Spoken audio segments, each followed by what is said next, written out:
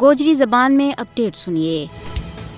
بھارت ایک پاس ہے دنیا کی سب تو بڑی جمہوریت کو دعوے دار ہے اور دوجے پاس ہے اپنے زیر تسلط جموں کشمیر میں جمہوریت کی مٹی اپنے ہاتھاں نال پلید کر رہے ہے۔ اپنوں پیدائشی اور بنیادی حق مانگن کی پاداش میں کشمیری عوام پر 10 لاکھ تو زیادہ غاصب فوج کے ذریعے وہ مظالم کرا رہے ہیں جن کی تفصیل جان کے پتھر کو دل بھی پسیج جائے گا۔ کشمیری اس وقت ایک سنگین صورتحال میں زندگی کا تلخ ایام گزارے آئے۔ انہاں کی جان، مال، دین اور عزت و آبرو داور لگی ہوئی ہے۔ ہر بکھی غلامی اور جبر کو گپ نیرو ہے۔ وہ گزشتہ 7 دہائیاں تو بھارتی غلامی کی بیڑیاں ماں جکڑیا ہوئے ہیں۔ انہاں کی زبانہ ور بھی پہرا ہے۔ انہاں نہ اپنا حق کی آواز انصاف پسند دنیا توڑی پہنچان کی ہرگز اجازت نہیں ہے۔ صحافی پابند، قائدین حریت قید، کارکنہ ور قہر سامانی، انسانی حقوق کا محافظانہ بندی خانہ کی نظر کی ہوگی ہوا ہے۔ عملاً کشمیر ایک زندہ جہنم میں تبدیل ہو کے رہ گئی ہوا ہے۔ ہر بکھی لو کی چھنڈک اور شہیداں کا قبرستان آباد ہے۔ کشمیر میں دفعہ 370 کی منسوخی تو بعد